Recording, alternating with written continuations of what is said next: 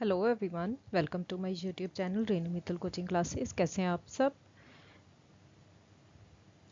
आज का हमारा टॉपिक है business economics, that is indifference curve analysis. Right, indifference curve क्या होती है। आज हम यही डिस्कस करने वाले हैं। Let's start. Here is a first question. Which option defines N indifference curve. Indifference curve कहते क्या होती है। A curve representing different levels of satisfaction, a curve representing the relationship between price and quantity demanded, a curve representing combination of two goods that provide utility, a curve representing a customer's budget constraint. So indifference curve क्या होती है। indifference curve कहते क्या show करती है। an indifference curve is a curve representing combination of two goods that provide equal utility. उन दो goods की कॉम्बिनेशंस को रिप्रेजेंट करती है जो कि हमें एक कस्टमर को क्या करते हैं, इक्वल यूटिलिटी प्रोवाइड करते हैं। Right, this is known as indifference curve. Next question. The slope of an indifference curve is known as, की स्लोप कैसी होती है इंडिफरेंस कर्व की, उसको क्या बोलते हैं। Marginal utility, marginal rate of substitution, price ratio, budget line. So the slope of an indifference curve is known as marginal rate of substitution. अब उसको मार्जिनल रेट ऑफ सब्स्टिट्यूशन क्यों बोलते हैं। बिकॉज अगर हम दो combination, for example apples and oranges, कोई customer क्या कर रहा है, कंज्यूम कर रहा है, दोनों से उसको क्या है, इक्वल यूटिलिटी प्रोवाइड कर रही है। एंड अगर वो चाहता है कि वो for example one quantity Apple की कंज्यूम कर रहा है एंड वन क्वांटिटी ही वो ऑरेंज की कंज्यूम कर रहा है, दोनों में से उसको क्या है, सेम यूटिलिटी मिल रही है। बट अगर वो कस्टमर अपनी एप्पल्स की क्वांटिटी को इंक्रीज करना चाहता है to want to remain on the same level of satisfaction, तो उसको क्या करना पड़ेगा, he has to sacrifice some portion of the second amount of commodity. Right, उसको इस ऑरेंजेस की क्वांटिटी को क्या करना पड़ेगा, थोड़ा सेक्रीफाइस करना पड़ेगा, सॉरी, सो दैट कि वो उसी लेवल ऑफ सेटिस्फेक्शन, उसी सेम यूटिलिटी पे क्या कर सके, रह सके। इसलिए उसको क्या बोलते हैं, marginal rate of substitution. Right, कि इसको इंक्रीज करने के लिए हमने दूसरी कमोडिटी का कितना यूनिट सेक्रीफाइस किया। Right, next question. Which of the following is not a property of indifference curve? First one is indifference curves are downward sloping. Higher indifference curves represent highest level of satisfaction. Indifference curve can intersect, या फिर indifference curves are convex to the origin. So हमने बताना है इनमें से कौन सी ऐसी property है जो indifference curves से मैच नहीं करती। इंडिफरेंस कर्व्स कहते हैं डाउनवर्ड स्लोपिंग होते हैं, बिल्कुल सही, डाउनवर्ड स्लोपिंग होते हैं। Higher indifference curve represents higher level of satisfaction, जो ये वाली कर्व होगी ये higher level of satisfaction show करेगी, this is also correct. Indifference curve can intersect, indifference curve कहते क्या है, इंटरसेक्ट कर सकती हैं, which is not correct. Indifference curve कभी भी इंटरसेक्ट नहीं कर सकती। इंटरसेक्ट करेंगी दैट मीन्स कि एक यूनिट ही एप्पल्स का कंज्यूम कर रही है, एक यूनिट ही ऑरेंजेस का कंज्यूम कर रही है, बट ऐसा कभी नहीं हो सकता। Higher indifference curves are convex to the origin, बिल्कुल correct, convex to the origin होती हैं। सो your correct option is option C, that is indifference curve can intersect is not a property of indifference curve. Next question. What does an indifference curve represent? एक indifference curve क्या represent करती है? Combinations of two goods a consumer can purchase within their budget, combinations of two goods providing equal utility to a consumer, the relationship between a goods price and quantity demanded, या फिर the maximum utility a consumer can achieve. So what does an indifference curve represent? So our correct option is option D, that is the maximum utility a consumer can achieve, कि वो maximum utility कितनी एक consumer क्या है achieve कर सकता है from the combination of two commodities. Next question. A consumer is said to have monotonic preferences if they prefer, कहते कंज्यूमर की प्रेफरेंसेस को हम मोनोटोनिक बोल सकते हैं अगर वो क्या प्रेफर करें, less of a commodity, a smaller bundle of goods, a larger bundle of goods, या फिर an equal amount of all goods. So उनकी प्रेफरेंसेस को हम मोनोटोनिक क्यों बोलेंगे? If they prefer a larger bundle of goods, right, कि अगर वो लार्जर बंडल ऑफ गुड्स को प्रेफर करते हैं तो कंज्यूमर को हम क्या बोलेंगे कि उसकी प्रेफरेंसेस क्या है? मोनोटोनिक हैं। Next question, if two indifference curves were to intersect it would violate which assumptions? अभी हमने पीछे किया था कि दो इंडिफरेंस कर्व कभी भी इंटरसेक्ट नहीं कर सकती। अगर कहते वो इंटरसेक्ट करती हैं तो वो कौन सी एजम्पशन को वायलेट करती हैं? Diminishing marginal rate of substitution, monotonic preferences, transitivity of preferences, या फिर rationality of the consumer. So which of the following assumption can violate by if two curves were intersect?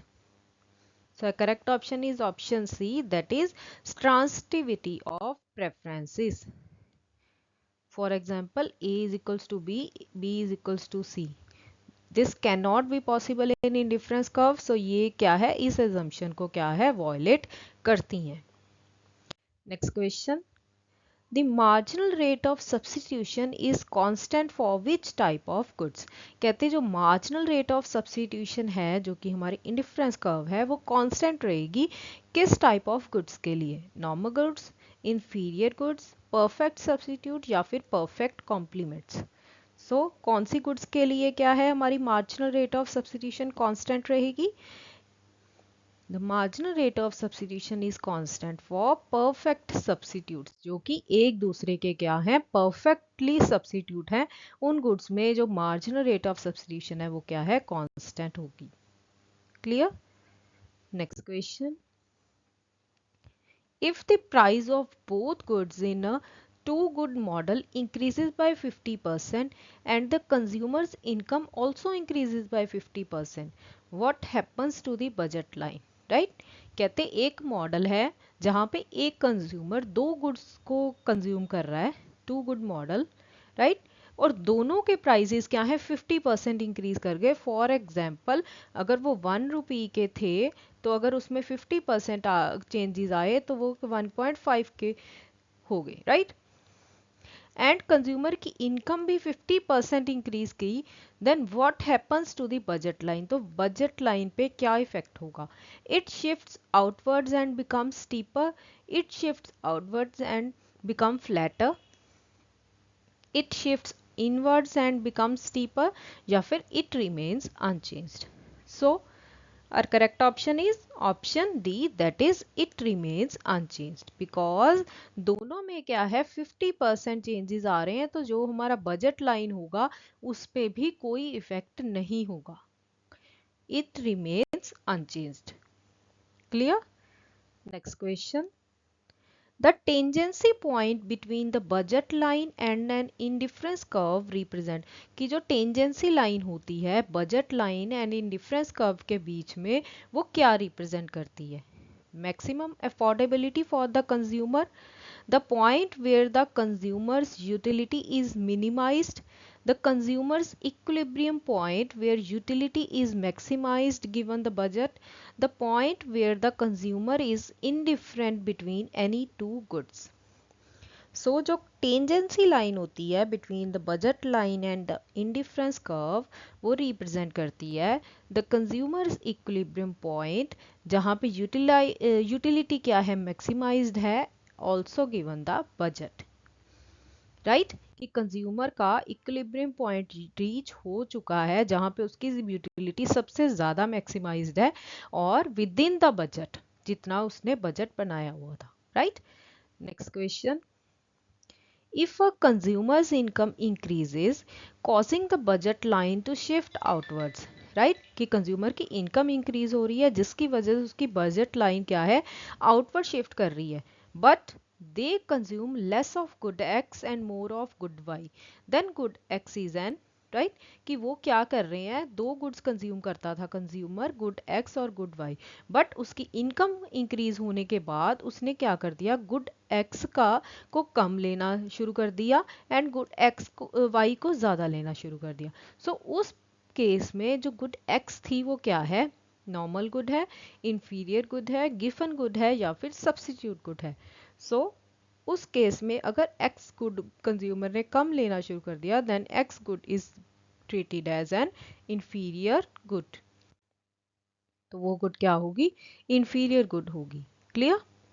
Next question, in indifference curve analysis the substitution effect of a price fall for a normal good causes, right? कहते हैं indifference curve analysis में जो substitution effect है of a price fall for a normal good causes कि कहते हैं जिसकी वजह से प्राइस के गिरने से जो सब्सिट्यूशन इफेक्ट है नॉर्मल गुड के लिए वो क्या होगा?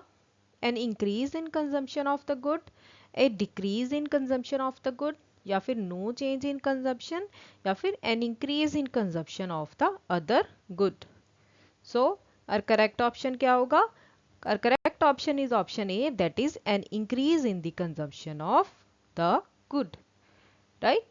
कि अगर प्राइस कम हो रहा है किसी नॉर्मल गुड का तो उसका सब्स्टिट्यूशन इफेक्ट क्या होगा कि उस गुड की कंजम्पशन क्या हो जाएगी? इंक्रीज हो जाएगी। Clear? Next question, what is the relationship between the marginal rate of substitution and the price ratio at consumer equilibrium, right? कि marginal rate of substitution and जो price ratio है उसका relationship क्या होगा at consumer equilibrium time पे? Marginal rate of substitution is greater than price ratio, marginal rate of substitution is lesser than price ratio, marginal rate of substitution is equal to price ratio, या फिर the relationship is irrelevant at equilibrium. So at consumer equilibrium time the relationship between marginal rate of substitution and price ratio is become equal, right? उस time पे price ratio and marginal rate of substitution क्या होगी? Equal होंगी। Next question, The concept of an indifference curve is based on which approach to utility? कि जो indifference curve का जो concept था वो किस utility की approach पे based है? Cardinal utility, ordinal utility, law of diminishing marginal utility, या फिर revealed preference approach? So the concept of an indifference curve is based on ordinal utility approach. Clear? So this is it for today's video. I hope you like the questions. Please subscribe my channel Renu Mittal Coaching Classes and also like and share my videos. Thank you so much for watching.